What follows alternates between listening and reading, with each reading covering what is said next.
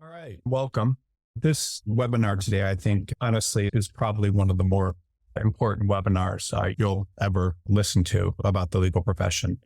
And the reason it's so important is because what you're doing when you decide to practice law and work in a law firm, or regardless of where you're trying to work, is you're making a business decision that you're putting your skills and passion and everything into the highest possible use, and the use where you're able to make the most money, where you're able to be the happiest, where you're able to have the biggest chance of success in your career compared to doing something else that you could be doing. I think this is important to listen to because it's going to show you if this is really the profession for you, if it's a profession you should stay in, and really give you an understanding of what the best options are for your skills and talents. And this, obviously, I promote working in law firms. I make money getting people jobs in law firms. And honestly, it's my whole life is helping people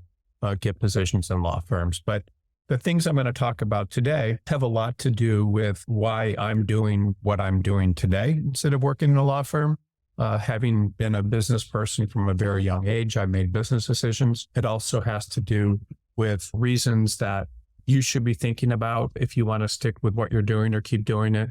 And then finally, the final point that I would make to you is that if you're going to succeed, then none of this stuff should bother you, because there are people that make excuses for not succeeding all the time, and excuses don't do you any good. So what you need to realize in listening and watching this webinar today is that these excuses, these reasons that it's very difficult to practice law and to be an attorney, these obstacles that are going to be in your way are honestly, they're only obstacles if you see them.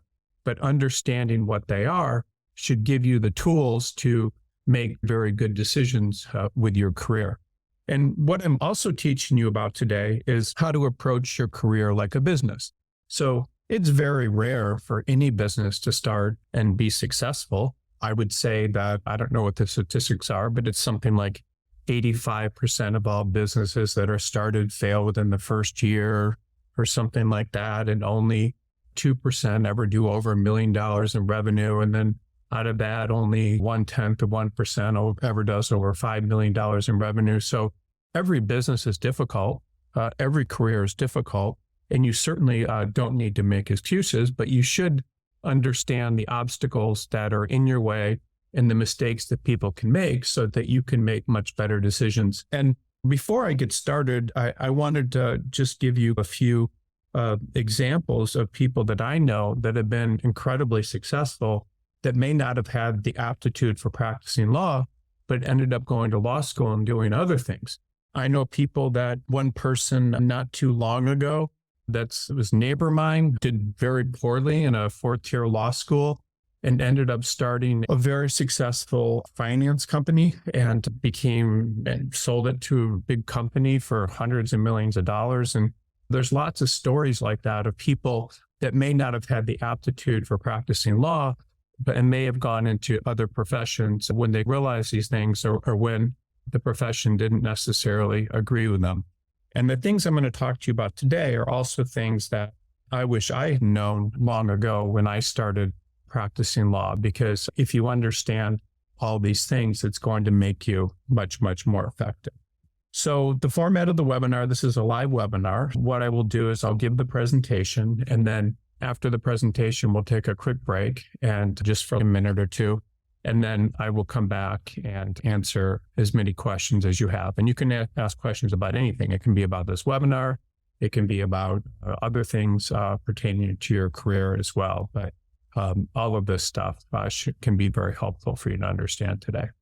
So a lot of people believe, especially when they're young, that if they do well in law school and they get a good position, and they work hard, that they're going to have a very successful law firm careers.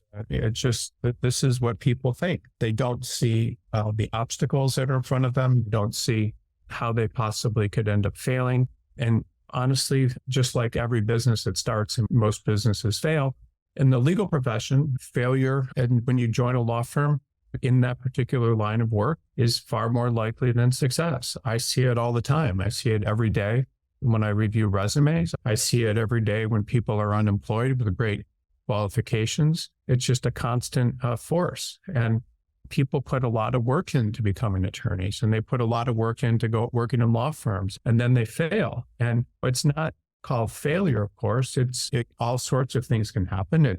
You could work in a small firm, you could go in-house, you could do other things, but for the most part, it's in a lot of things that you may not have control over. So early in your career, people may believe that their failure is caused by the law school they attended. They may believe that the failure was caused because they didn't do well in law school. So even if you go to a good law school and you don't do well, people may perceive that as a failure. Your failure may occur when you're a summer associate at a firm. Almost every year at big law firms and all sorts of law firms of all sizes, there are people that don't get offers as a summer associate, and that creates problems with them getting a job in a law firm the next year. Your failure could happen when you're in your first year in a law firm.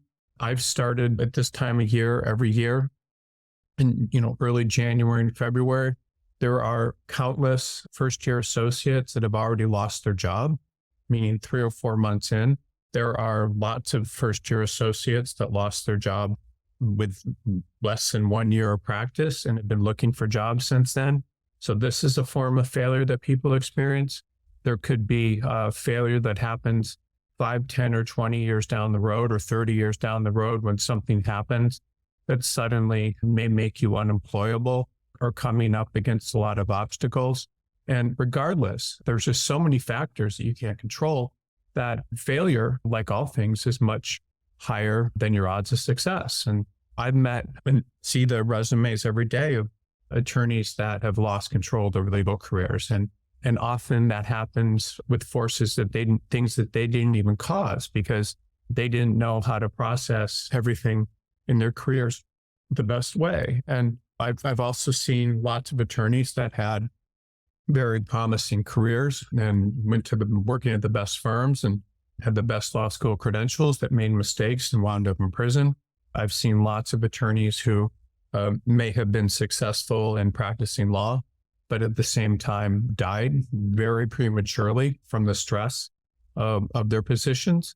And most of the time, though, what I see when I see failure is and you might not call this failure, you might call it something else. And I think failure is probably too strong of a word, but I've seen all the time, several times, hundreds of times a week, attorneys who have given up and quit working in law firms entirely. So for the most part, when you're a young attorney, and even when you're maybe practicing a few years, you may believe that the negative things that happen to others won't happen to you. But I don't believe that is correct. I think that you have to be very aware of the risk of any profession, and you have to understand that bad things do happen. And a lot of what happens you cannot control, and you need to be aware and ready for those things. And the reason that watching this webinar right now is so smart is if you're aware of these things, then you can avoid them. Because half the battle here is avoiding these mistakes and understanding why you may not want to work in a law firm, or why you may want to be aware of these mistakes so you don't make them and other people make them, because other people will make the same mistakes. And so if other people make the same mistakes and you don't, you're much better off. And this right here will help you win the battle. And you also need to understand that there's a common belief where the world's a meritocracy and the people who work the hardest and do the best succeed. But the legal profession in many cases isn't a complete meritocracy. A lot of things happen you don't have control over, and that can do a lot of harm to your legal career inside of a law firm. And so that's what I'm going to discuss today. So the first thing is that it's very important to understand is you're never going to be able to completely control the economic equation and how that works inside of law firms. A law firm is a pretty simple business. They hire the best people they can up to work there that will work at the lowest possible price, that will produce the legal service for the clients that they can charge the highest possible amount for. And in any law firms want to keep their costs low because their businesses. And so there's always going to be downward pressure for them. They're always going to want to pay less money. And then the more people they have like you in the firm, the less money that they can pay. So there's obviously an interest in them having individual attorneys bill a lot of hours, so then they don't have to hire more attorneys and pay more salaries. And then law firms are in the business of hiring essentially what you are. It's very customized, but you're a mind, which is a machine that does the work. And then they want to pay as little as they can for that. And then the type of machine you are, and I hate to use this language, but the type of machine you are is largely determined by the schools you've attended, by your academic performance in those schools, and then, of course, your work history, your demonstrated intelligence, your personality, your looks, your connections, and age. You just have to understand that, it's just as companies buy factories to get things done, law firms are buying individuals to get things done. And as an individual, you have certain characteristics that make you worth more or less money in the market. So you have to understand that's what it is. And are those characteristics such that you think you could make money in other ways, charging your stuff for your services outside of a law firm? Or do you believe that's the best way for you to charge for your services and to make money from that? And law firms, of course, prefer the newest machines because these machines are going to work harder for a lower cost than older machines. Older machines are going to have already done a lot of work. They may be tired. They may be cynical. They may have old parts in them, meaning old ways of thinking and doing things that make them less farther out of school, that make them less desirable than newer machines. That's why in the legal profession, you see a preference for hiring junior associates and mid-level associates. It's very rare that a law firm will come out and say they want someone who's senior. So law firms like machines that are not breaking down, that are running very easily, that are consistent, and that are working their hardest because they're brand new. And that's just how it works. And so you can certainly make a lot of money as an older machine and be very desirable as an older machine, but you have to understand, how do you become an older machine? How do you become a better performing machine as you get older? And law firms will expect you, as a condition of being an older machine, to start using your expertise to generate business. And that's very important. So this is the one area that you do get to control, is whether or not you're bringing in business. Because if you don't bring in business, you're most likely, not always, going to lose your job as you get more senior.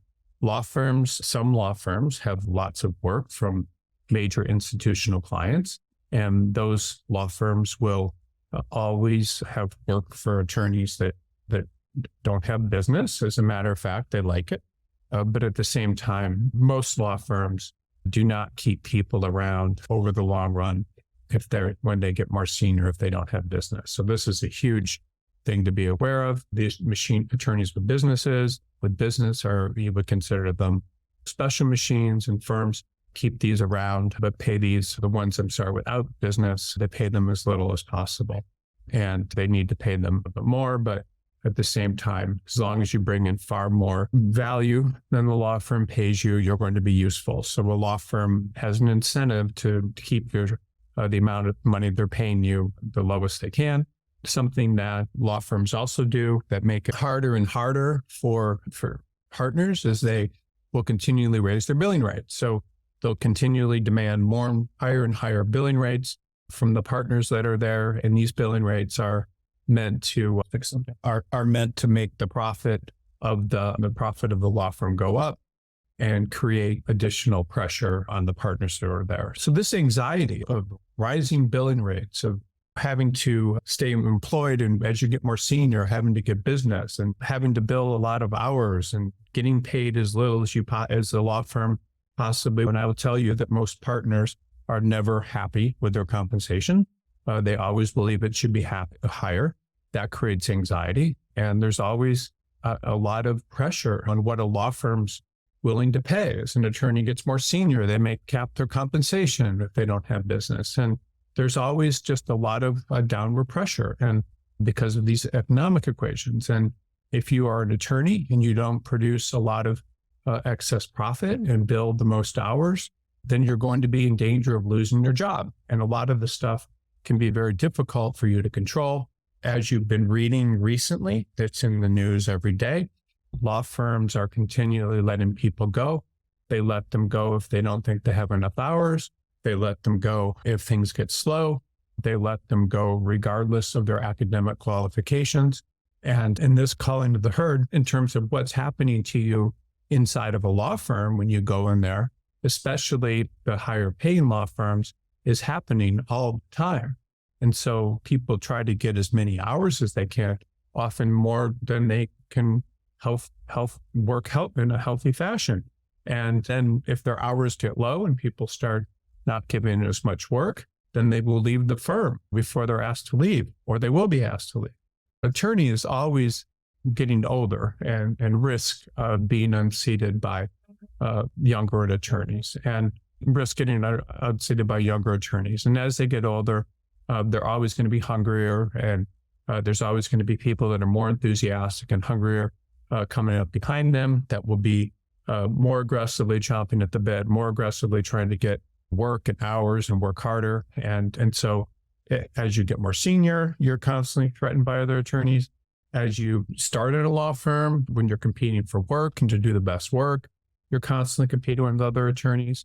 And then the law firms, again, are trying to put a lot of pressure on you to bill as many hours, a certain number of hours in order to get a bonus. And this pressure, whether you're a partner or an associate, it just never goes away. It's constantly there. You're constantly under pressure to produce work. You're constantly under pressure to get work. You're constantly under pressure to work hours. And all law firms want you to bill as many hours as you possibly can. And they encourage it. They encourage it with bonuses. They encourage it by often making people partner that have the most hours.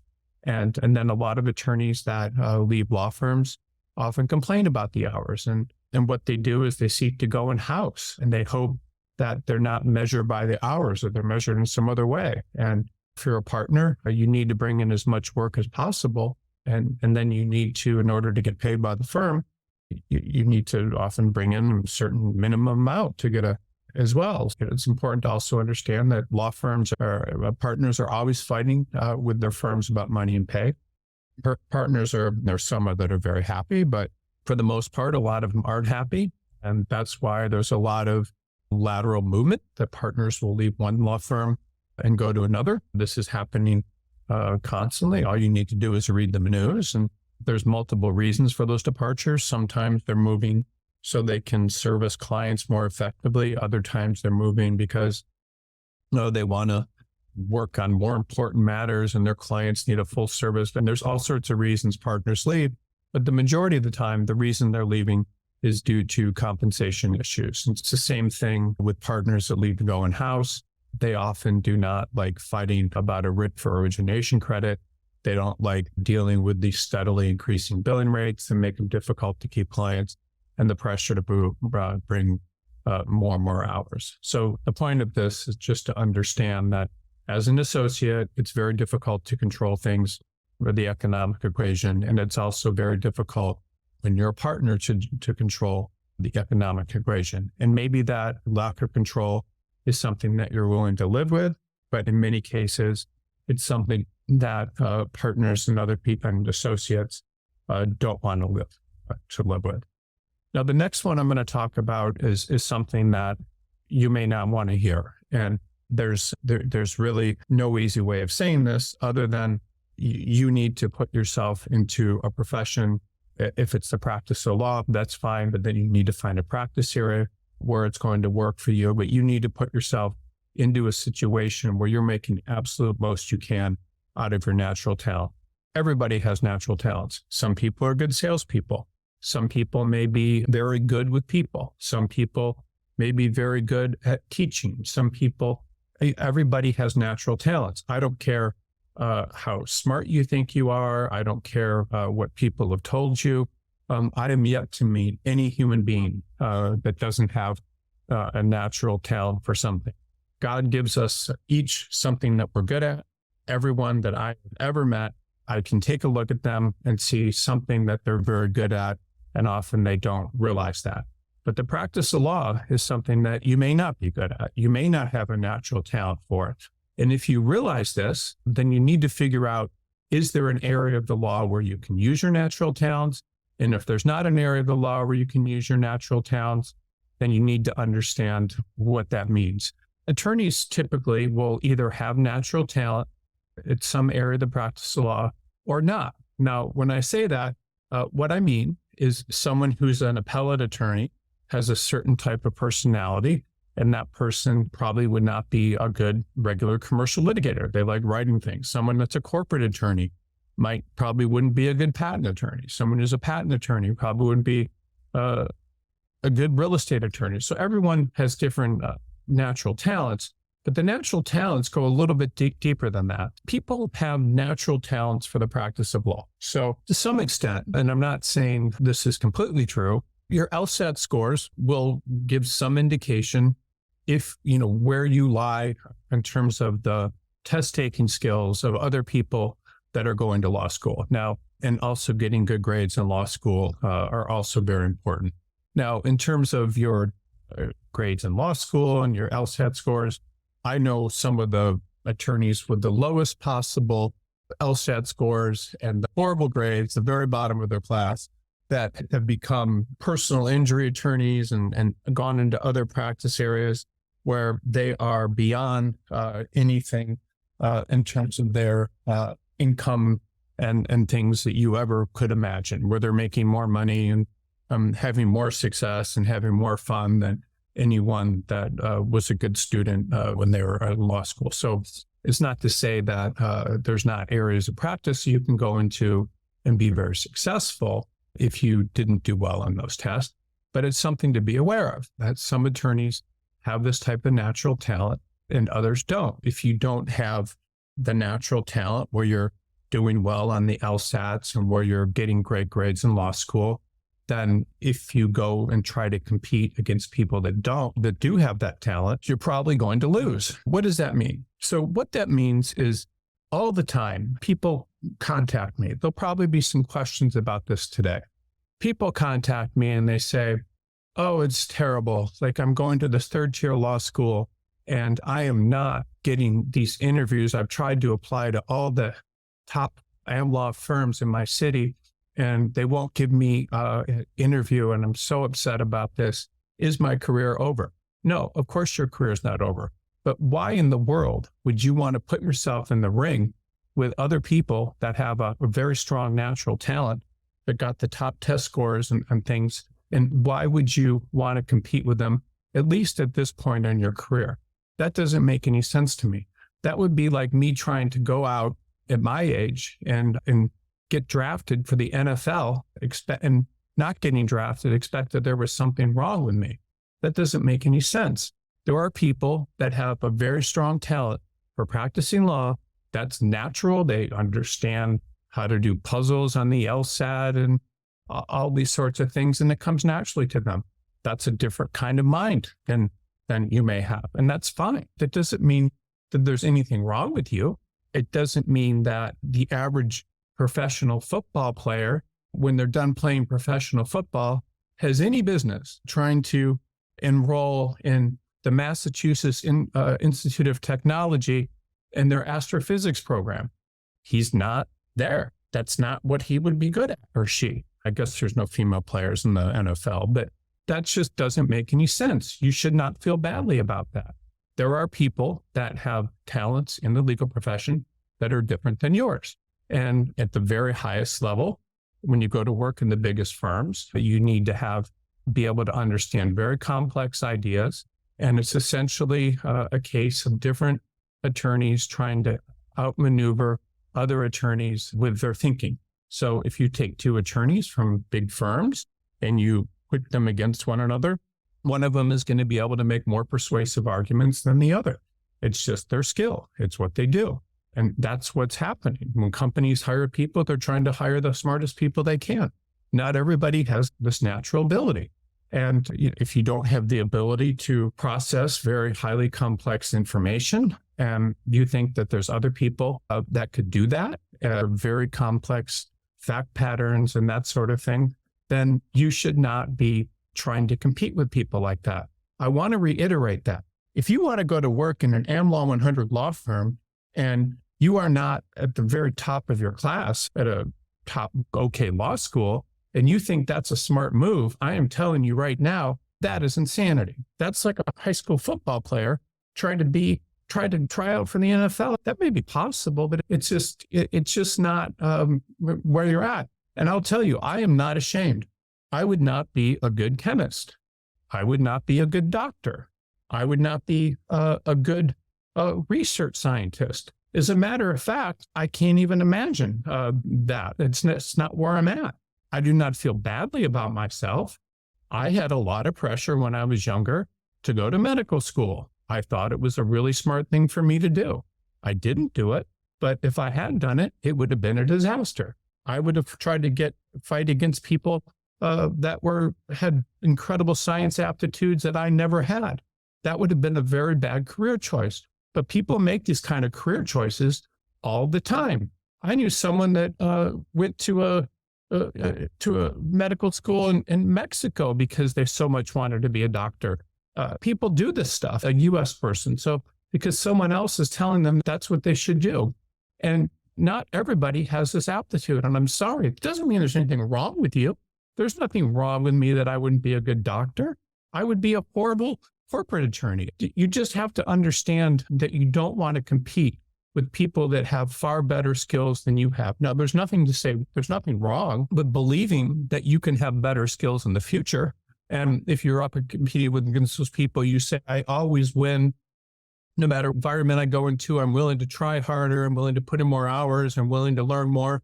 Then yes, then you should try to compete at those levels, but you have to understand the risk. I've seen it. I've seen people go into environments where they absolutely cannot understand what's going on. My first law firm, I saw someone that had gone to a law school in California that since has gone out of business, Whittier Law School. The person was the son of a client of the firm.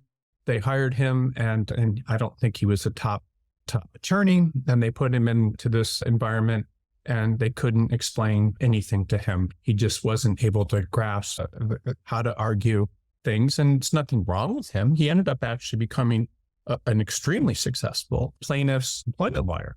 But in terms of very high-stake litigation for major American corporations, he was not suited for that. I saw another woman that came into a firm, and she was from another country and had been an attorney in another country for a long time and had gone to a very prestigious LLM program. And she had a very hard time understanding the difference between federal and state law. So it's just, this stuff happens. And so you can learn to practice law, and you may be able to pick up on the mechanics of the profession, but people learn at different levels. And so unless you have some natural talent, or you can see yourself rising to the level, you have to be very careful about the practice area you're in. Or if you have no attitude for the practice of law, you have to be very careful about it to begin with, because your advancement, ability to do good work, attract clients, and so are going to be affected by your natural talent. You will be up against attorneys that have natural talent that you may not have, and natural ability to understand things, the ability to grasp concepts faster, the ability to translate those concepts into something the client wants to hear. And again, there's nothing wrong with this. There doesn't mean there's anything wrong with you. I'm not trying to discourage you. I'm just helping you try to understand what is the smartest thing you should be doing. Because like I told you earlier, some of the most successful attorneys in the world are people that are just in different practice areas. Then maybe not. They're not trying to compete in practice areas that would be very difficult for them.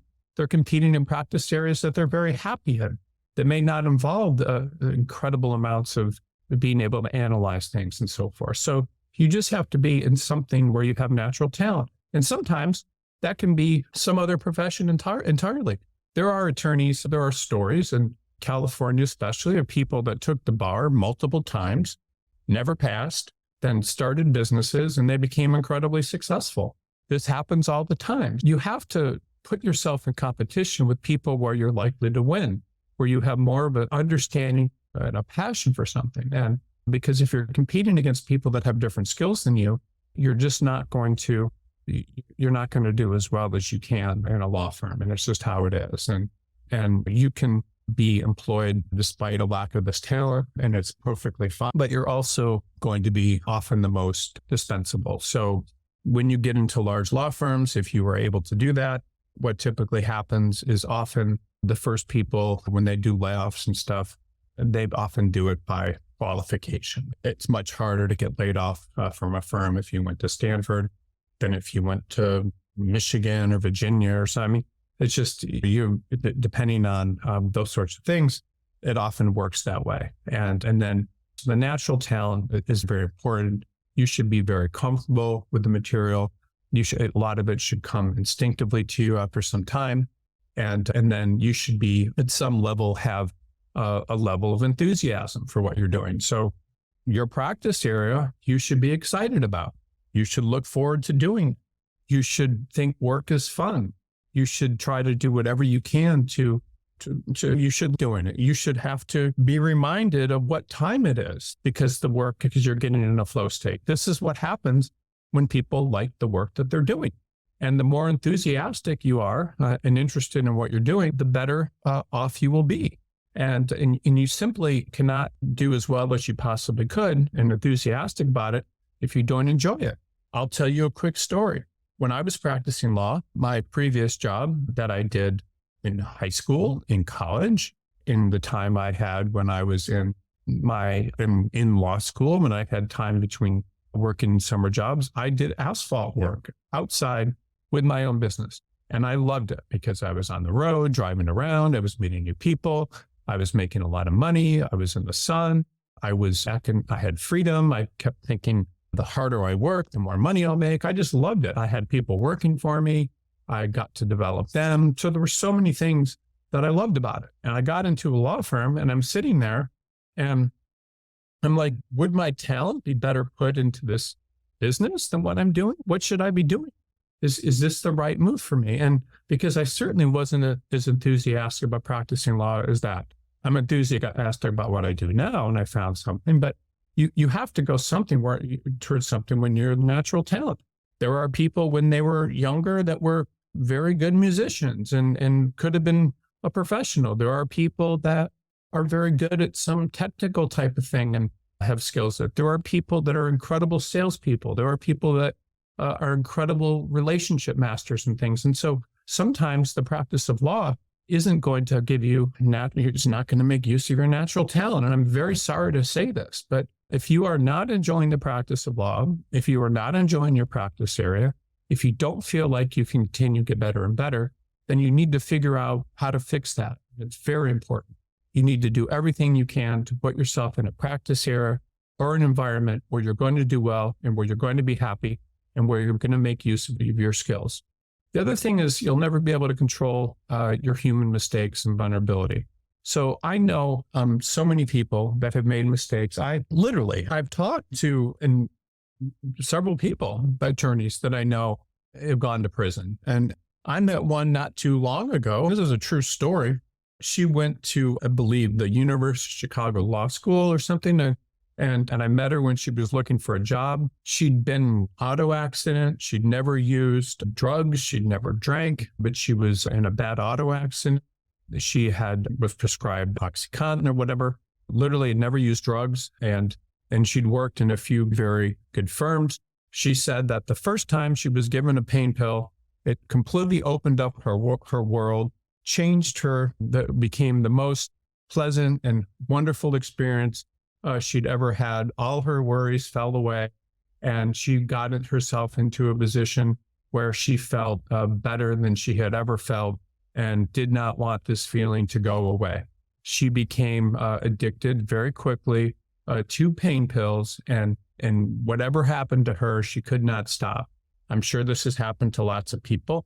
It's happening to people right now over the country. There's been huge lawsuits about it, but she had some very difficult problems. She lost her child, her father or her husband. divorced her. She had all of these problems. She lost her job in a big law firm. And I don't know that she didn't need the pain pills for pain, but she literally could not stop. And I'm talking about a very high performing individual with the top credentials and everything, because the doctors would stop prescribing her pills because they knew she was becoming addicted. She was put on all these lists and things where no one could prescribe her pills. So she started figuring out, she was very smart. She went on the dark web. And then and when she got on the dark web, she discovered other ways she was buying these pills, but then she discovered communities and things and ways to drain money from people's bank accounts and how to commit all of these financial crimes. And meanwhile, she lost her job, her husband divorced her, and she lost custody of her child and eventually was caught.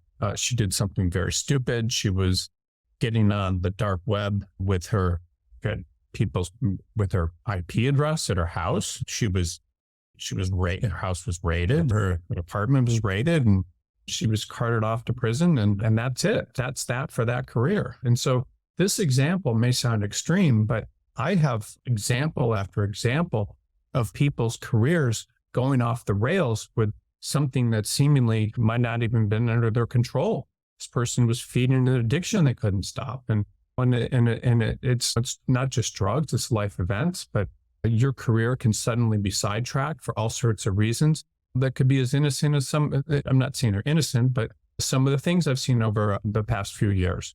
I saw a first-year associate from another top law school, I think Harvard or Stanford, something like that, get an assignment from a partner that the partner wanted done.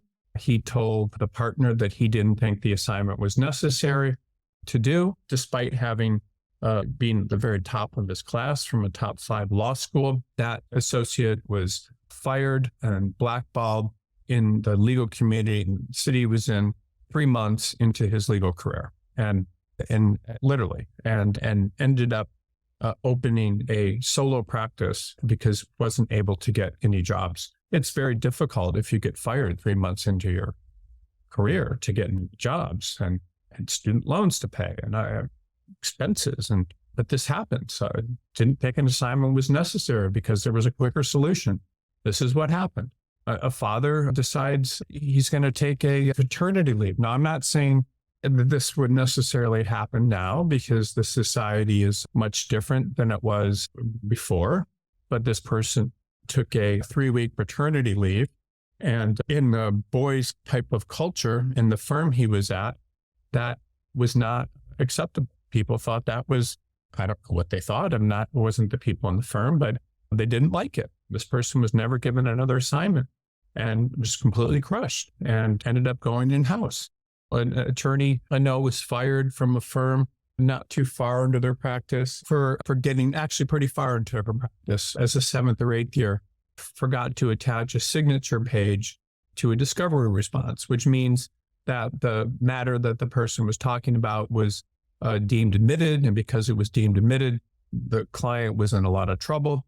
Not too long ago, I knew a young attorney that was very, very just into their career and had been pulling all of these all-nighters and so forth, was up very late the night before, getting something ready for until 2 a.m., went back and then home and then slept in and was fired from their job, can't get another job. I knew of a very high-ranking partner at a law firm that was had the most business in their practice area in the entire city, just an incredible amount of business, tens of millions of dollars. It came out that this partner had an affair with a paralegal several years ago. The way the firm learned about it was the boyfriend of the woman that had the affair with him found out and called the law firm. That's how that happened. And then this person, despite having a huge client list and despite having all these things going for them, was literally blackballed nationally couldn't get a job and ended up doing some business in-house or something.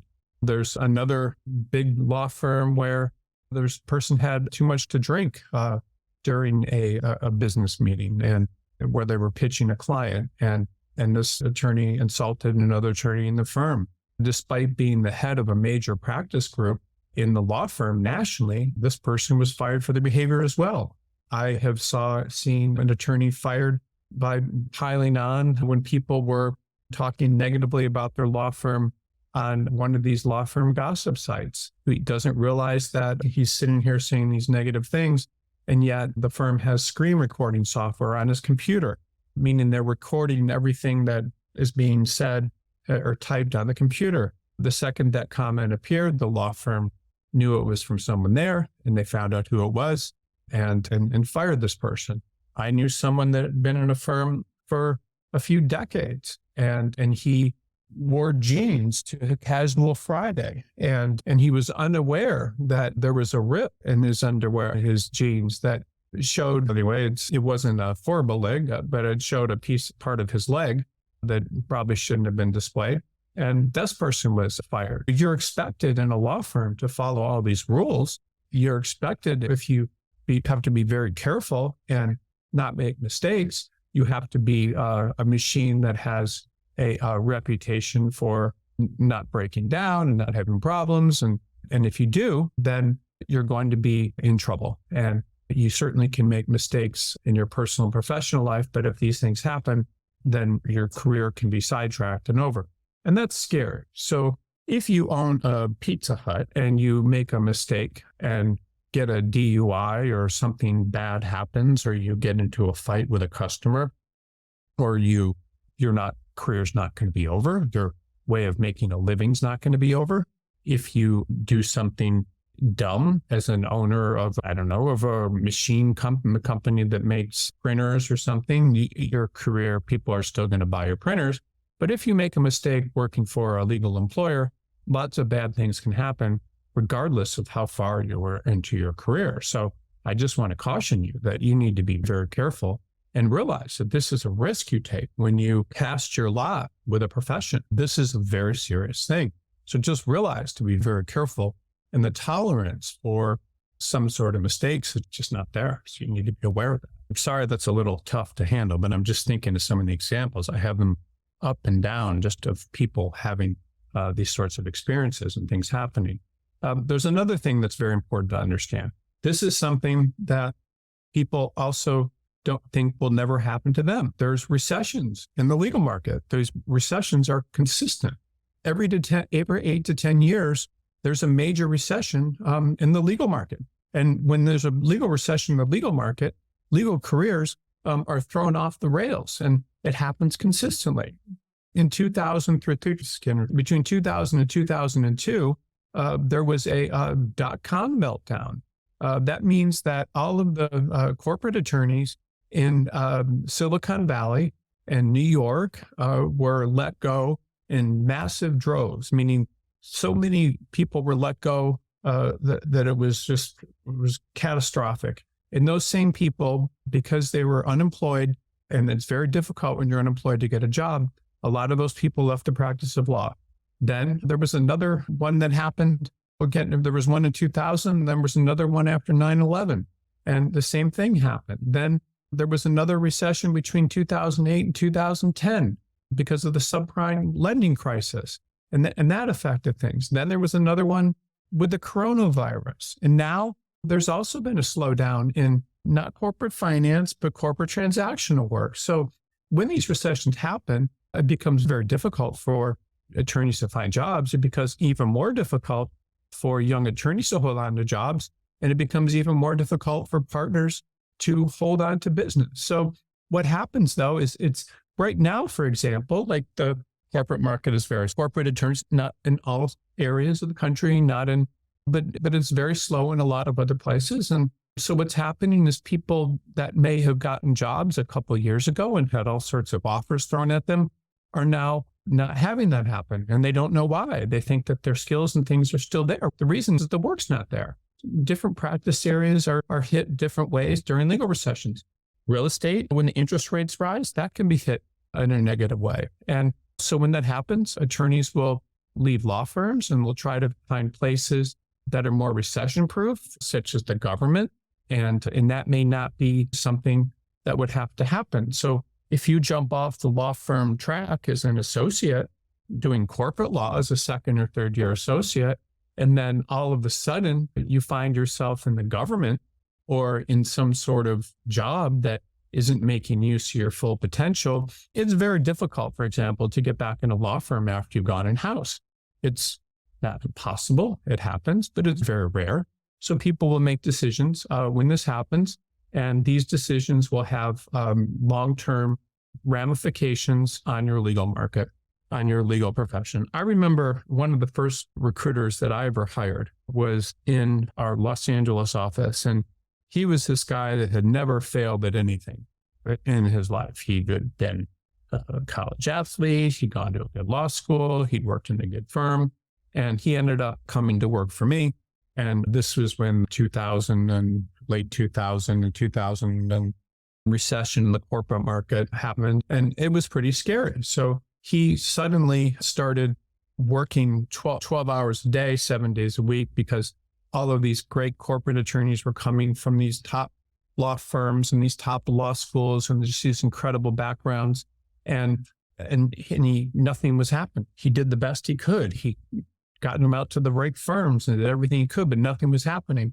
And this is the sort of stuff that happens. And eventually he'd lost an incredible amount of weight. His face looked like it was just, his eyes were droopy, and he had a very bad experience as a consequence of that.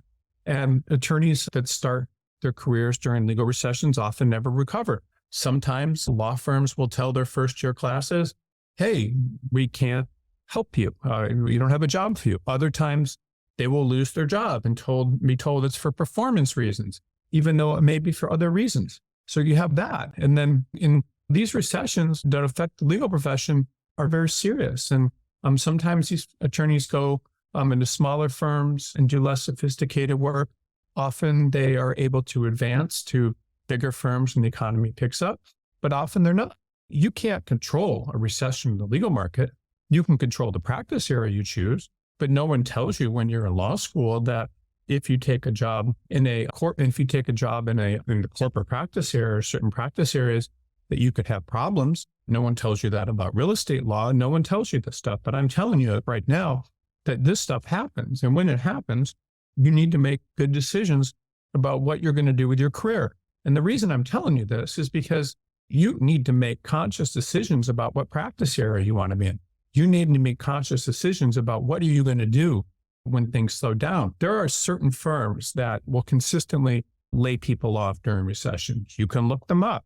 So is it a good idea to go to work at those firms, or is it a good idea to go look for others? This is advice that I'm giving you that could save your career. And the other thing that's important to understand also is the advancement or demotion that you receive in a law firm is often going to be very difficult to control. And this advancement and demotion is often quite random. And so what does that mean?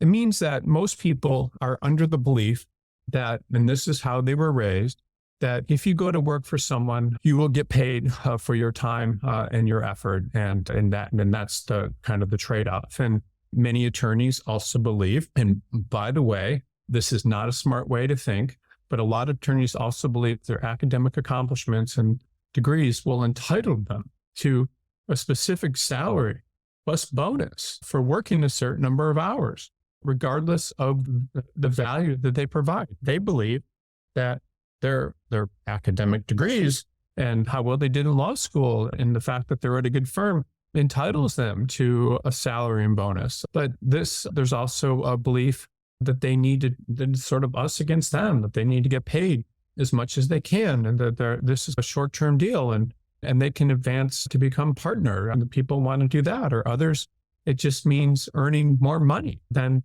their spouse may earn, or their goal may be becoming an equity partner or advancing to an associate or counsel. Some people aspire to be counsel, or some people aspire to become from a staff attorney, becoming an associate attorney.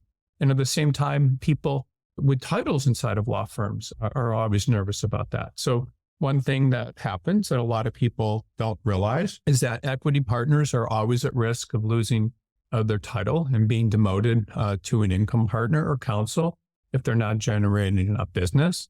And the problem with all this advancement and protecting against demotion is that it's very difficult to predict what's going to happen to you. Sometimes a person may make partner not for being the most talented, but for billing the most hours. Sometimes the person advances to partner may not even be the person with the most hours. They may be connected to someone in the firm who has the most political weight. Sometimes advancement decisions are made to correct social imbalances. Perhaps there's been too many partners from one office or one type of background, and they want to correct that. So they make partners based on these things instead of other things. And it can happen for all sorts of reasons beyond your control. Sometimes people could be on the path to making partner, then all of a sudden the firm merges with another firm, different people assume power and want to kick out the people that were at the firm that's being merged into because they want to make their own people partner. This happens. You could invest 10 years of your life in a law firm and be ready to make partner and be given all sorts of assurances. And then all of a sudden your firm merges, another power structure emerges and you're asked to leave. This happens. I've seen it happen. I was at a firm where it happened. I was at this firm, Dewey Ballantine, and they brought over all these people from Paul Hastings. The people from Paul Hastings had more business, more power, and they basically got rid of the associates that were working for people without power. It just happens. So there's so much you can't control that happens in a law firm, and there's just so much that happens. You need to be aware of these things and protect yourself from them. So another thing I hate to say is that an attorney can't control necessarily their success in a law firm. You can work hard and contribute business, but no one can control their firm's success. I'm sure that you've seen lots of firms go out of business. Law firms go out of business all the time. They're very big law firms that collapse. They just stop operating. They don't have the money to operate. They make all sorts of mistakes. They create problems for their attorneys. They make financial mistakes. Sometimes they lease too much office space that they can't afford. Sometimes they take out lines of credit that they can't afford. Sometimes they commit to paying partners too much money that they can't afford. Sometimes I've seen this happen to a lot of firms. They get malpractice verdicts against them and can't afford to pay them and go out of businesses. Sometimes they open too many branch offices. Sometimes they're involved in scandals. Sometimes they've taken on too much debt. These are things that if you're an attorney working in these firms, you have absolutely no control over. And sometimes huge groups of partners with large books of business leave the firm, and that ends up cratering the firm and making them go out of business. And so the brand and the presumed strength of a law firm there's often no bar to this occurring. It can, and it does happen to the best of them. Law firms go out of business all the time. I've known attorneys that join law firms that they thought would be very successful, and they thought they were going to do well and have good careers, but that all of a sudden, through no fault of their own, after having invested years or decade or more into the firm and its power structure, the law firm's out of business. You cannot control this. I've seen people uproot their families and move to the law firm where the law firm office was located. And then all of a sudden, they might be in a small market, and then the law firm goes out of business, and they no longer have the ability to pay for their mortgage and so forth. Sometimes you do join the right firm. Most of the time you join the right firm, and you can be carried along by the firm's success. But I worked at 3 law firms. The 2 out of the 3 law firms that I worked with went out of business. So if I had worked at one after law school, I would have been part of that. If I had worked at another and I worked at another, and had I stayed there, that would have gone out of business as well. So these facts are scary. In law school, I worked for this firm called Reed & Priest. I almost moved to New York to work there. And I didn't, and I don't know why, but I decided I'd rather be in Los Angeles. And this was one of the oldest law firms in New York from the 18th. And this firm went out of business. I joined Quinn Emanuel as my first firm. And that firm had 50 attorneys when I joined. And through, just because of good management and getting good cases, this firm took off and made lots of people very successful. Then I joined a firm, Dewey Ballantine. After that, and that firm went out of business. And so literally 2/3 of the firms that I joined went out of business. So these are all factors that you need to decide. Is this firm, do they seem healthy? Does this firm lay people off?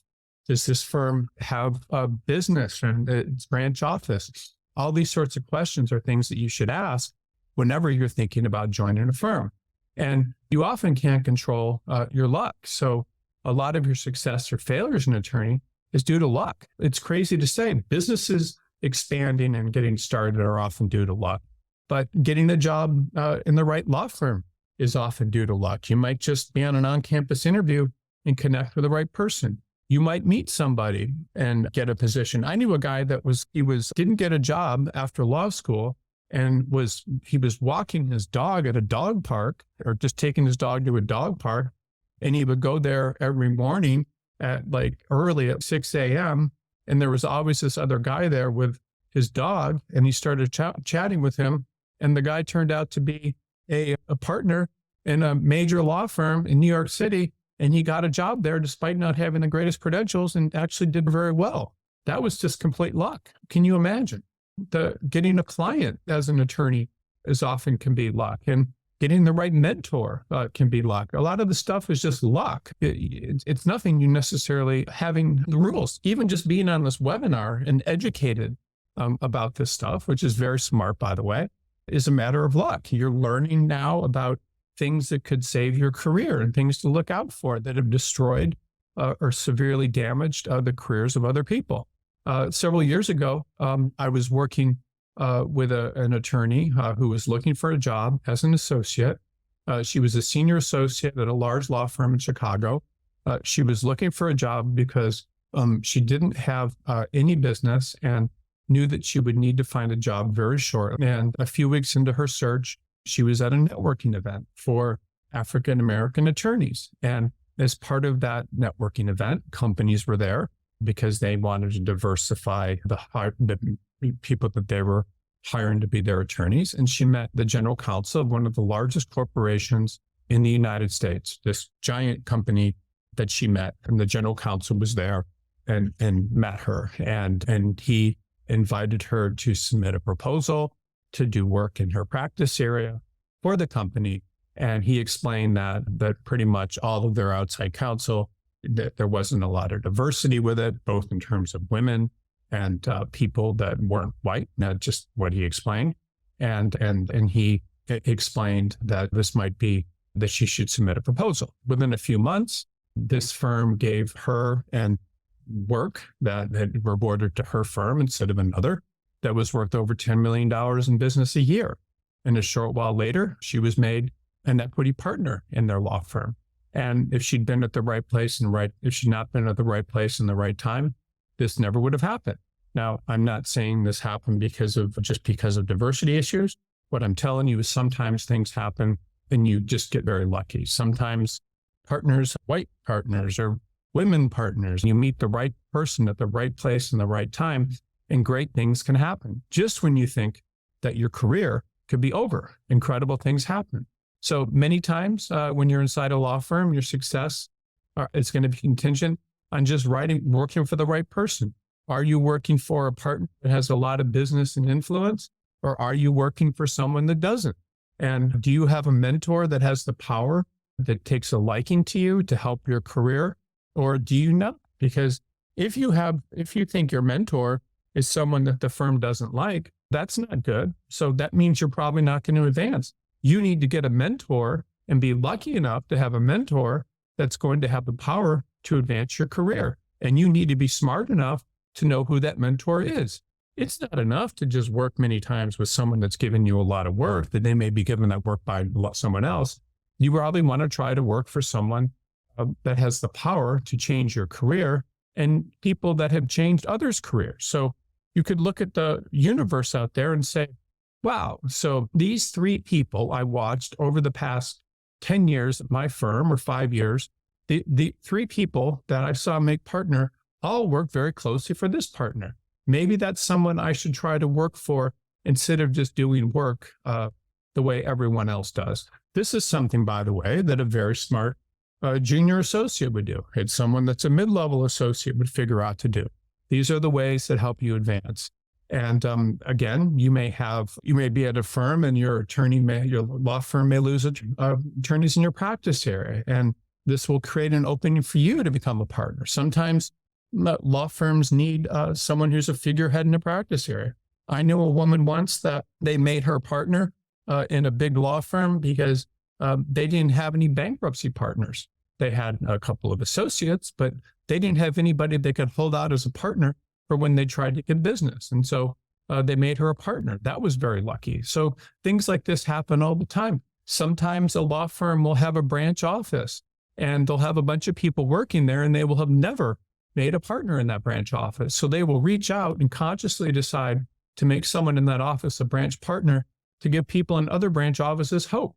That's luck. You can't control a lot of the stuff. And you have to understand that a lot of what happens to you is just based on luck. There's been people, I was on a plane not too long ago with a partner from a just awesome law firm, like one of the top 10 best law firms in the country, I would say.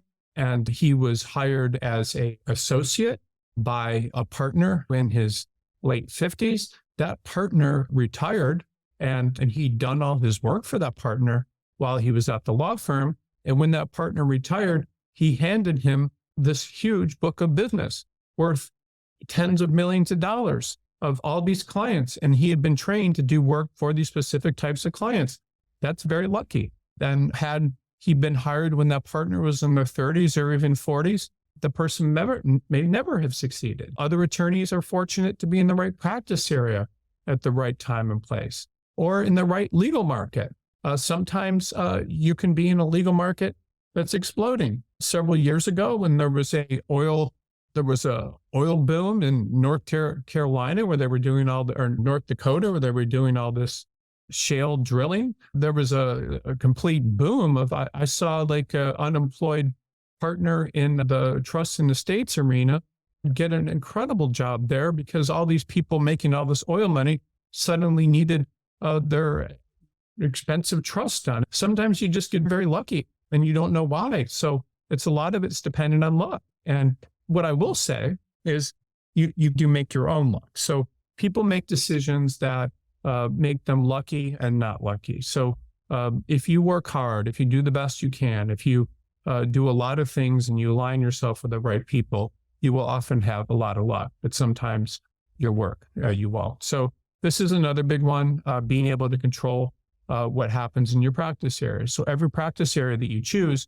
is going to have something positive or negative to do with what happens to your career. So when I started in this career, the hottest practice area by far was patent prosecution.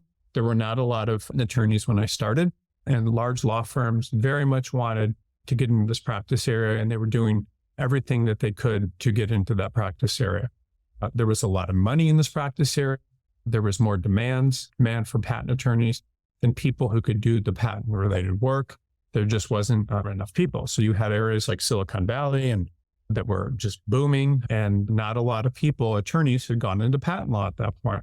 They hadn't gone into patent law because they were engineers and could make a lot of money as engineers, and the money did not make sense to go to law school and incur that expense and then come out to make as much money as they can make. The law firms started raising salaries, and pretty soon the salaries are much more than they can make as engineers. And so everyone started going into patent law because they were paying a lot of money. More people went to law school with science backgrounds, and pretty soon lawyers in third world countries learned how to do patents and started offering their services more cheaply for U.S. attorneys to review. And then smaller law firms that didn't have as much business would offer to do the work at fixed cost rates and not billable hour rates. And then all of a sudden, all these big firms and all over the country, like in New York and Los Angeles and all these big areas, and they were building up their patent practices, but all of a sudden, as the rates and things were being pushed down, they stopped doing it. And if you look at New York today, because New York likes to bill high hourly rates and so forth, there's not a lot of patent attorneys. There's, of course, maybe some small things, but there's like Fitzpatrick, there's a lot of these Penny Nedmans, Fitzpatrick, like a lot of these patent law firms that used to operate and have a lot of business, all went out of business because the costs were driven down. So these things you can't control. And this is not something that anybody that became a patent attorney and went to a law firm originally could have anticipated, but this is what happened. Then large law firms began closing down their patent practices because they couldn't make any money. They were charging too much money to their clients, so their clients weren't willing to pay. Then you started seeing large companies like Microsoft and Amazon having small law firms that could even be one or two or three attorneys doing different types of patents for them at a fixed cost. And then all of a sudden, patent litigation became a very active practice area. So all these attorneys jumped into patent litigation and thought that IP litigation was the hottest practice area, that they should be in IP litigation. And they jumped to firms and there were all sorts of jobs for patent litigators, especially people with hard sciences background. But then all of a sudden, there was a decision called Alice Corp v. CS Bank that was limited what was generating a lot of this work, eliminated the ability of patent trolls to bring cases only to jurisdictions where the infringers were located and not patent plaintiff-friendly jurisdictions, which at the time was Texas and things like that. And so the volume of those kind of suits went away. And then thousands of litigators at major law firms all over the United States suddenly lost their jobs. And when I say it was crazy, like they couldn't get jobs. And it's still like that today. It's very difficult, this practice area. No one that went into it at the time it was so active could have possibly anticipated this, but that's what happened. And a lot of people couldn't get jobs. A lot of people dropped out of the profession. I talked earlier about corporate work. Trademark's another one. So trademark, when a lot of businesses are being started and so forth, then trademark suddenly becomes a very hot practice area that everyone wants to do trademark law, and there's trademark jobs and jobs for lateral trademark attorneys, and everyone's trying to do that. And then all of a sudden, when the economy slows down, trademark law becomes a very slow practice area. People in that practice area that are trained to do nothing but that, suddenly their careers are over, or they have to go and house somewhere to do it. And this happens consistently with trademark law. It's a very risky practice area to be in because there are just not a lot of places that can charge high hourly rates consistently for that type of work. Real estate has often done very poorly when interest rates are high because there's less activity. When I first started in this profession, the interest rates were like where they are now, and that made everything slow down pretty dramatically. Bankruptcy is also a countercyclical practice area. So what does that mean? That means that when the economy is doing very well, there's often fewer bankruptcies. And because there's fewer bankruptcies, there's not as much work. The political party that's in power often controls the work. For example, environmental law. When Democrats are in power, all of a sudden there's a lot of environmental work and environmental attorneys are in demand. But if the Republicans in power, then the opposite is happening. There's less going on. So your success can be due to your practice area. And your practice area is really subject to all these socioeconomic forces that you have no control over. When I was in law school, everybody wanted to go into environmental law because it seemed like there was a lot of opportunity there. The people that went into environmental law, most of them are no longer employed as attorneys, at least in that practice area. It's very risky. And then the legal market you're in has a lot to do with things. So when the Texas legal market can do very well when oil, gas, and oil prices are high. The reason for that is because these legal markets that provides a lot of money into the economy and corporate deals are being done. In the 2008 recession, for example, the Texas legal market stayed very strong. It didn't have these kind of problems that you were seeing in New York and on the coast. And then when you're in a market like New York during a good legal market, it can be very good if you're in certain practice areas like corporate. So the idea is in the same thing with tech in the Bay Area, the automotive market in Detroit, where when it's going well, suppliers and companies are generating a lot of work. And when this happens, you just don't have a lot of control. I remember I wanted to work in Detroit. I did a clerkship for a judge there. And when I got out, there was 5 or 6 firms that were considered good firms there. And they didn't have enough work. This can all happen. Many careers have succeeded just being in the right economy at the right time, and others being in the wrong legal market. I firmly believe that a lot of people that choose large legal markets are out of the profession much more quickly than if they'd chosen the smaller one. So just a quick story. I've told this before. When I was clerking for a judge, I was clerking for a judge in this area of Michigan that is basically Bay City, Midland, Michigan, which is where Dow Chemical is, and Flint, and maybe just a little ways away. Attorneys that were young, my age, would come into court, partners, and there were maybe 7 of them that I remember. We would have drinks and things sometimes as a group of young attorneys. Every single one of those attorneys is still practicing at the law firm that they joined when they were very young attorneys. Every single one still at the law firm, still practicing, head of the law firms and so forth, but still there.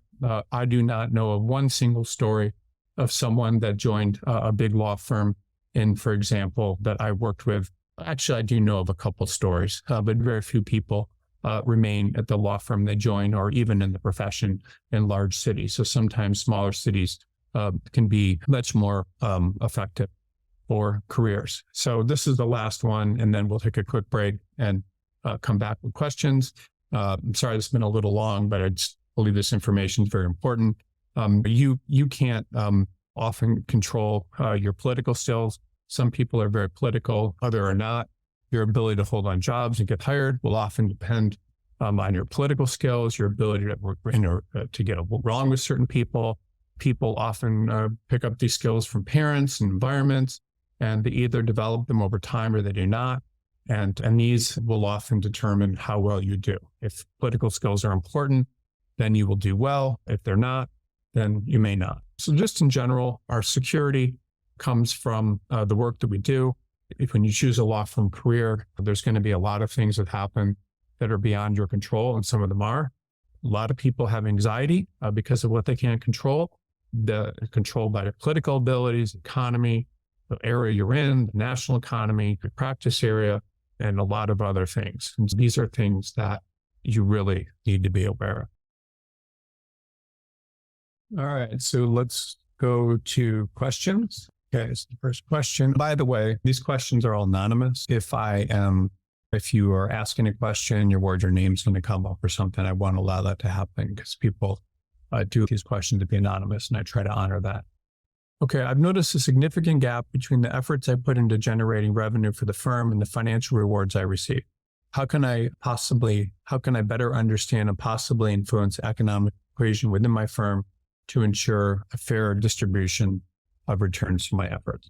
This is a good question. What I would say in response to it is you want to go someplace where your efforts are obviously going to be rewarded. Typically, the better you do in your firm, the more pressure there will be on the law firm and the people there to reward you based on the extra amount of income and benefit that you are contributing to the firm. So this is fairly consistent. It's like this in all businesses. But if your law firm is limiting you in some respect, then it's often smart to potentially try to look to other places. So what does that mean exactly? What it means is that one of the things that I see that's most common is people may be at a very small law firm, and that law firm may have a limit of what they can charge their clients and how much they can pay their associates. So an attorney in a smaller law firm that's very talented in their practice area will then potentially try to go to work in a larger law firm. And then they may do that a couple times to continually make sure that they're improving their situation. And that's how it works. The partners in law firms will often move their practices to other law firms when the law firm is distributing the money in a way that they don't like. So one thing that often happens is in law firms, you have people that generate business, and you have people that do the work, and then you have people that are in bureaucratic roles. The people in bureaucratic roles will often take a salary for themselves that maybe is a little bit high and for the work that they're doing. And then the people that aren't getting that money, which may be partners with business or people doing the work, will get angry and leave. So it's just, there's all sorts of things that can happen. Typically, getting a good compensation system is something that takes law firms a long time to do. So what often happens with a young law firm is a young law firm will not have those systems in place. And then as law firms get older and they get more established, then they start having a very firm systems in place that determine how compensation is made. and what is fair for different types of people. So it's often with the older law firms where you're going to come up against systems that are put together in a way that are going to be more predictable. Younger law firms, not necessarily. If a law firm does not like you, or the law firm is a type it doesn't feel you're going to advance, they may intentionally keep your compensation lower with no bonuses and things in order to get you to leave. And if that's the case, there's nothing you can really do. Okay. How do you know? Let me see here. This is a good question. How do you know if you are black? So there's two types of blackballs. There's blackballs in a firm, and then there's blackballs in a market. And that's just how that works. If you're blackballed in your firm, what's typically going to happen as people will eye contact with you, they will not be nice to you as much. They will give you weird vibes. And sometimes people are very paranoid about this, and they see things that aren't necessarily there when they feel they're being blackballed. But these are just some of the ways that you may believe you may be being blackballed. This is about some of the signs. But the major sign you're being blackballed in your current firm is no one has any work for you. If no one has any work for you, and they have work for other people, then they're probably not giving you work because they want you to leave. So that's when, if there's no work in your practice area in your firm, then being blackballed is not necessarily something that's going on. But if there is a lot of work and no one's giving you work, then they are blackballing you for some reason. It may be because they don't think you do good work. It may be because you upset somebody. It may be because it could be a bunch of things. And sometimes you may not even know what it is. Sometimes it could be something in your personal life that leaked out. You may have made some posts that somebody doesn't like. You just don't know. You don't know why you're being blackballed. But if these things are happening, then yes, you may be being blackballed. Other things that could be is you sometimes people feel like they're being blackballed in an entire market. If you lose your job in some major markets, and it can be very difficult. If you lose your job at a very big firm and you're unemployed, it can be very difficult for you to get into another big firm because the law firms have their choice of people that are in that market that are currently employed. So all that means is that you're not going to get work there. And so that's just something that it's very difficult to get a job. So you may need to move to another market sometimes if you want to stay in a large law firm. It's just how it works. Everything is about, when you understand, everything is about the law of supply and demand. And so all that means is if there are enough attorneys employed in your practice here, employed looking for jobs, it's less risky for the firm, risky for a firm to hire you or hire them than you, right? So it's just, that's the law of supply. So if you're in a huge market where there's a lot of you, then it's going to be very difficult. But if you are unemployed and you apply to a smaller market where there's not a lot of people like you, then it's very difficult for the law firm to blackball. How difficult? Because it's difficult because the point that there's not a lot like you. Why wouldn't they try to hire you? Sorry, not a lot of people like you. Why not? So you have that. So then there's also the law of demand. So the law of demand just says if the law firm that you're in, if your current law firm can assign work people likes, and and not you, it will assign work to them. That's just how that works. So all of these laws of supply and demand are really, will give you a sense if you're blackballed. Now, being blackballed may just apply to large law firms in your market. They won't necessarily apply to smaller law firms, and you can always move from a smaller to a larger law firm later. It doesn't, but it can affect you in your market, and it can affect you in your current firm. And so can you overcome being blackballed? Of course you can. Is it the end of your career? Of course not.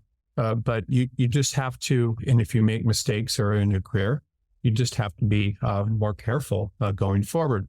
One of the reasons that people often get blackballed, I'll just be completely frank about this, is they come into firms overly opinionated, overly confident, thinking that they're smarter than the people they're working for and all this sort of thing, or telling others how it is and thinking others are dumb and things. And that can make people very upset. You need to be very careful about how you treat people. You need to act like a soldier around people that are giving you things to do, meaning you carry out orders without a lot of back talk, and you without a lot of opinions, and you do what's asked of you without questioning the logic of the person giving you the assignments and so forth. And you just become very easy to work with. And so if you're able to do that, then you're always going to be much better off. Soldiers follow orders without reservation, and then generals give orders and expect respect. That's it. So just understanding that dynamic is pretty important. So this is a good question. And again, if there's not a ton of questions today, these are good questions, but if you do have any type of question, I'm happy to answer it. You don't have to have questions, but if you do, I'm happy to answer all the questions. Okay, so how recession-proof is patent law? Can you speak a little bit about the field, please? So I think that among the practice areas, patent law is one of the least, it's one of the most recession-proof. The reason is patents take a long time. So you start a patent and it's not something that takes 2 months, whatever. They can take years. Yes, it's a very good practice area to be in. The patents that are done take an awful long time many times. So it's often one of the safest practice areas in terms of being recession proof. Patent law firms, there's large and small patent law firms that are very good. You have the ability to potentially work in large patent law firms and small patent law firms, and patent law firms in big cities and patent law firms in small cities. Most patent lawyers, by the way, are never unemployed. So it's very rare for a patent lawyer to be unemployed for too long, because they can always, it's a federal bar. So you have to take the U.S. patent and trademark test. And so once you have that test, you can pretty much practice before the Trademark and Patent Office, and that is a national office. And so you have the ability to do that. You have the ability to write patents. You have all those abilities. And then if you're in a certain practice area as a patent attorney, then if you're a certain type of patent attorney, you can generally find positions all over. Now and you can work at small firms, you can work remotely. You have a lot of different choices, but let me make a couple important observations about patent law. These are actually very important observations. So you have life sciences patent law, and then you have hard sciences patent. Life sciences patent law is things like biology, chemistry, things that are alive. I guess chemistry is not typical as alive. And then you have hard sciences patent law, which is going to be electrical engineering, computer science, all that sort of stuff. So the most difficult practice area for patent attorneys, unlike other practice areas for patent attorneys, many times the firms will require a PhD. There are certain markets that are more apt than others. So you have things like Boston is one of the main ones, New York more so, it didn't used to be.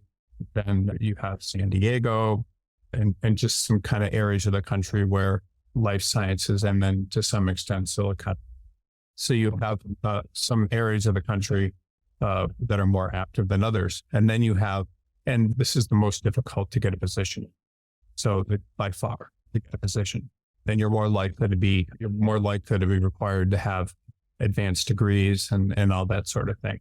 Hard sciences patent law is the easiest and the most recession proof. This is where almost all the demand is. And the majority of the demand for patent attorneys has been always demand is for electrical engineers. So electrical engineers are the most important. The advanced degrees are not as important as well. Degrees much less important, but advanced degrees are very important for life sciences patent attorneys. So that's just how that goes in terms of what's expected with different types of patent attorneys. But the most recession-proof is always hard sciences patent law. Many times if you have these skills, it's often fairly easy compared to a lot of other practice areas to generate business, because it's just you prosecuting the patent. Whereas if you were like a litigator or you're a corporate attorney, you may need the support of a lot of other people. So it's nice about this practice area that the nicest thing is you can often do it alone. When you can do it alone without a firm, if you have if you have the contacts. That's just important to understand how that works. If you have the contacts, you can very often do it without a firm. Okay, so I like patent law. I think it's a very good practice area for people to get involved in. Okay, so this next question. I've seen colleagues with what seems like an innate knack for negotiation, courtroom presence, while others struggle to match that. How can we harness and maximize our own unique talents, especially if they don't align what's traditionally valued in a law firm setting? So that's a good point. So there's all sorts of practice areas: employment, employment sport, or personal injury, others that where skill and charisma, criminal law, I would say criminal law, and even family law, skill and charisma are valued over other more academic type skills. So these would be, if you were that type of attorney where you felt like you could get very enthusiastic and have unique talents, that could be good for you. But other people do not have the skills that would necessarily be valued in a law firm setting. Law firm roles, by the way, are typically minders, grinders, and binders. And these are the three types of people that are typically thought of in law firms. Minders are people who watch others, which is attorney bureaucrats inside of law firms, managing people, processes. And then the next one would be grinders, which are people that do most of the work. And then binders, who are people who bring in business. So one of the things that's also, most law firms expect binders to also do legal work. But the most important thing for a binder is really their ability to bring in work. So there are people inside of law firms that bring in a tremendous amount of work and do very little of it themselves. They explain how the work's done to the client, but they often do very little work. So these are the major roles that people have in a law firm.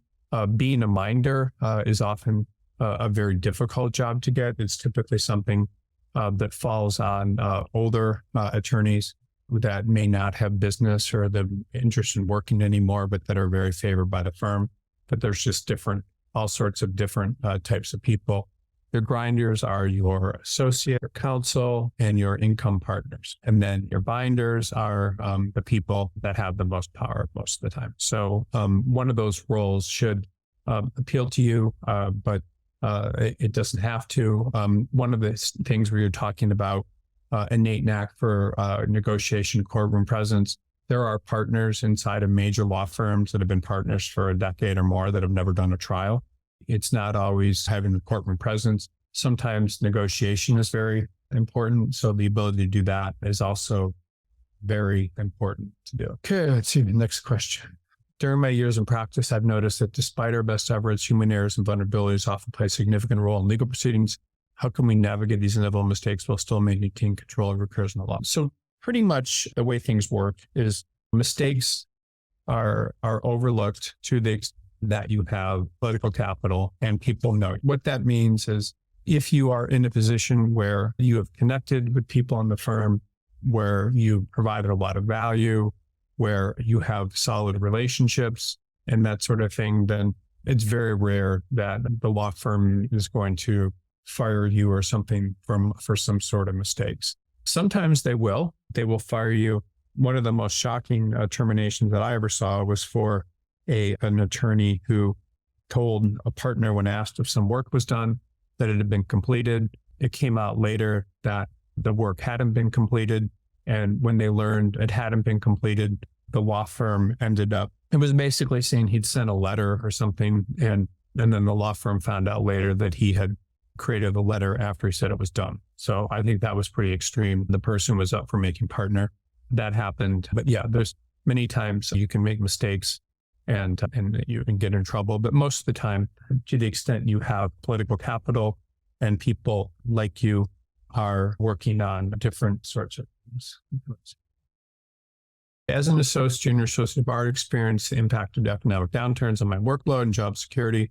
How can I proactively prepare for future recessions and maintain control over my career trajectory despite these factors? Okay, so the firm you join, do they have a history of layoffs? They may or they may not. That's one thing you can control. How stable is your practice area. It may be stable or not. You just don't know how stable is your practice area. How stable is your legal market? How stable how stable are your firm's clients? And these are just some of the things that are important.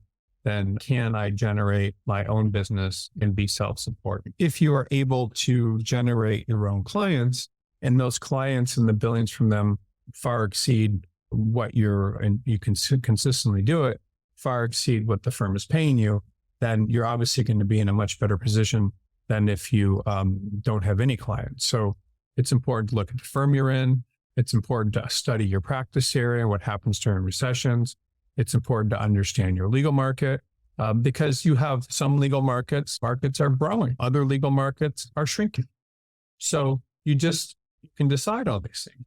I don't know. Think about there's dying cities. There's growing cities. And sometimes the most important decision you make is what legal market you end up in. So it was funny. There was some interview with Reid Hoffman, who's the guy that started LinkedIn, and I know he might have done PayPal before that. I don't remember, but he was saying that the most important decision any business makes is going into something that's growing and not shrinking. It's as simple as that. You have to grow. You have to go into a growing market, and if you can't get into a growing market, then you have to. Then that may affect things. Going into the right practice area is important. For example, now there was so much demand for people to do privacy law. There still is, but that's a growing practice area. At some point, it may not be. So you have to understand is the practice area you're going into. Sometimes the practice areas you're going into may look good, but they're not. So I remember tech transactions that people thought that was going to be like the biggest practice area ever. And all these people went into it. And so that became oversubscribed. And then when there were recessions, and that practice area slowed down. You just need to read a lot. You can watch these webinars and read information, but understanding your practice area and what happens during recessions is very important. So someone asked this question right here and this right here. And they said that, and I'll just show this question, that the person has been actively seeking employment since 2021. So that is, what is that, 3 years? 3 years of actively seeking employment. Okay, what does that mean? So all that generally means is not there's anything wrong with you. It's not that you're just doing nothing wrong. It's probably your resume. So watch anybody that's looking for a job, watch resume webinars and so forth.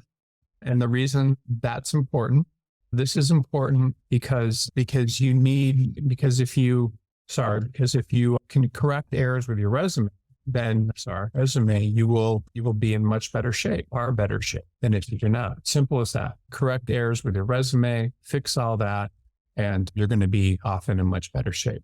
The other thing that people do wrong in their job search, if you're not correcting your resume, the biggest thing you can do, what people do wrong the most is not search for positions island-wide.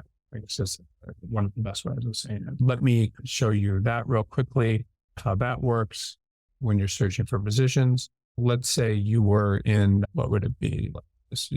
You were in a market like, Los Angeles, trust in the states firms. So say you're in this sort of position. So what a lot of attorneys do when they're looking for a position is they will go and they will look at different lists or apply to all these firms that they can find online. But that's not really the smartest thing. The smartest thing what you should be doing is you should be applying to every possible firm that you can find in your practice area and the practice area that you want to do. Or you should be applying to every single firm in a market where you want to work. So you could say law firms in Marquette, and I'm just giving you Michigan. So you would look there. So then you have all these law firms if you're in Marquette, Michigan, which I don't even know how big of a town Marquette is, but I do not think it's a very large town.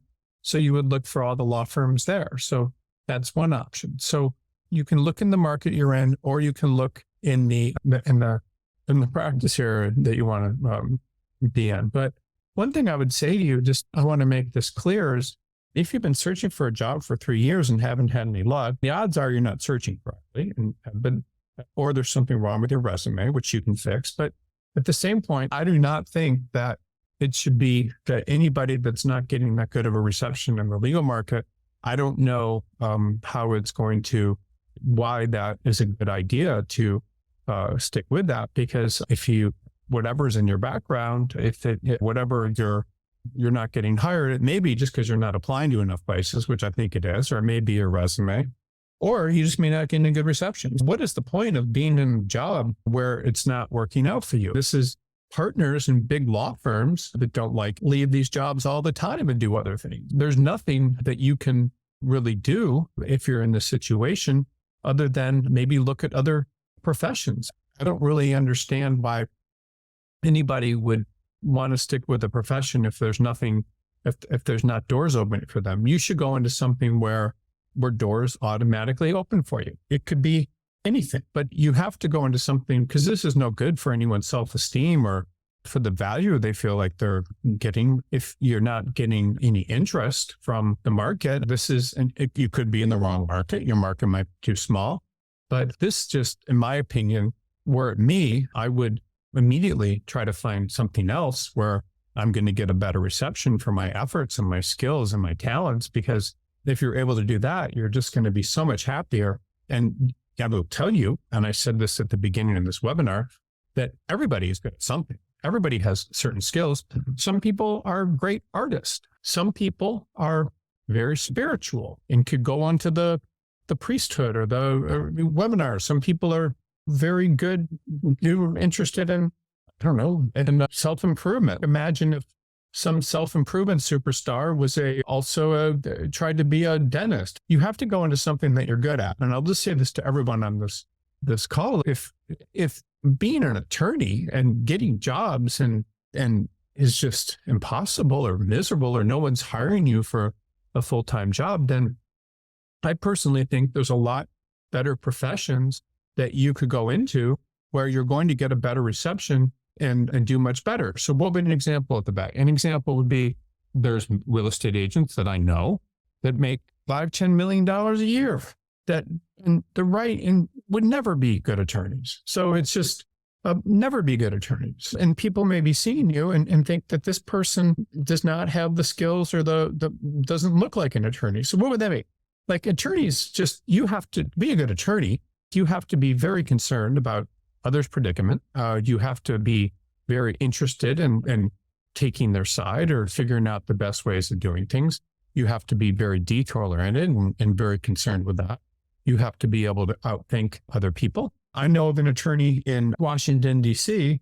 that passed the bar and has some sort of mental issue. And I don't know what it would be, what I would call it. I'm not saying this in a negative way, but got a client with a traffic ticket and had to look up a statute related to the traffic ticket. And he got in his car and drove to the state capitol law library to look up the simple statute that the client was charged of, which might have been going 65 in a 35-hour zone. And another attorney said to him, again, I'm not in any way implying this is you, but then the attorney said to him, why would you get in your car and drive to the state capitol and look at the statute when you could just type it into a search bar and look at it there? And he said, I like to see the real statute up close on paper. These are things you can't make up. And there are people that, and this person obviously has absolutely no attitude for being an attorney. But if practicing law, not just not getting jobs, but if practicing law is too stressful for you, if it's not giving you any joy, if you're getting too much resistance, then I don't really understand why people would do that. It just doesn't seem healthy to me at some point. And that would be like, you can get a job. Anybody can get a job. Fix your resume, watch my webinar, see the things you're doing wrong. There could be typos on your resume. You could be taking radical political positions on your resume. You could be overly saying too much on your resume. It could be taking an editorial type position, meaning you're speaking. Sometimes people write these resumes that are law students. So we'll say extremely bright, motivated, outgoing attorney with a law student with the potential for massive success. Top people look at this stuff and they're like, what the hell is that? So sometimes people make these kind of errors. And so it could be that, but you're probably not searching for positions every possible way you can. But I will say to everyone on this call, unless something is opening up to you after you've done everything you can with your resume and sometimes things will do stuff like I've seen resumes that people put stuff like top 80% of the class. And you're like, what does that mean? And they're like, I was in the bottom. I was told I did as well. I did better or as well than 20% of the students in my class. People do some really dumb things in their resume sometimes. So you may be making those errors, but I will just caution everyone that if you are having all of these issues getting a position and you've done everything you can, then come on, why continue? But on the other hand, I wanted to offer one more piece of advice, that there are plenty of stories about attorneys out there that spent months or longer applying for jobs and never able to get anything. And then finally did things like started their own practice or got some certain type of job and became very successul. I would say that I know 5 or 6 very successful attorneys that never got hired. One of them was two of them are immigration attorneys, and 3 or 4 of them are personal injury attorneys. And I think another one of them is an employment plaintiff's attorney. Never got hired by anyone, started their own practice, figured it out, and have done very well. So you too can follow in their footsteps and do very well. But you too can make things happen by doing things on your own. And your solution may not be working for someone else. Everyone's solution, by the way, may not be working for someone else. Many attorneys, the solution is not working for someone else. If other people aren't finding favor in you or with you, then why would you continue trying to get their favor? You don't need other people's approval to do well practicing law. No one does. And so you can do all this on your own, and it's absolutely not anything that you should be worried about. You should just start your own firm. If you really want to do it, then you should start your own firm. Just because people are telling you that things are very difficult, that doesn't necessarily mean that you're not going to be a good attorney. You can't base your opinions on what other people think of you. I personally, even though I work in law firms, I do not think I would be a good law firm attorney. I think I'm much better on my own firm. This is the way I think. So people are set up for different things depending on their different backgrounds. So I hope that answers your question. I hope that answers the question for everyone who's frustrated. You can't base your worth on what other people think of you. Otherwise, you're always going to be unhappy. Could you have any advice for attorneys? And if you're not getting a position, people aren't hiring you, they're going to be held back anyway. So what's the point? Do you have any advice for attorneys who've had shorter stays at a law firm, communicating what's different, why you're taking a risk for a new firm? I've tried to differentiate myself with legal tech education, professional organization networking, but as an older attorney, it can be difficult to get mid-level associate roles. As background, I have roughly 5 years civil commercial litigation and 5 years as a prosecutor in one state. Okay, so this is a good question. I'm very glad this question was asked. This is an excellent question. So let me tell you what happens. So a lot of times attorneys that are older in their careers, or some just starting out, will go and get a bunch of take classes, they'll get degrees, they'll certifications, they'll pick an LLM, they'll do all these things with the expectation that this is going to totally turn around their career. Now, there's some LLMs that are actually if you want to be a tax attorney, that's probably a good thing to do. You go to Georgetown or NYU or something. If you want to further your background as a healthcare attorney, sometimes a healthcare LLM can be a good thing from a few schools. If you want to get more an education, being an ERISA attorney, then an LLM can be a good idea. If you really want to be a privacy attorney, maybe taking the privacy PI or whatever the exam is in classes can be an okay idea. If you want to be a patent attorney, taking the patent bar can be a good idea.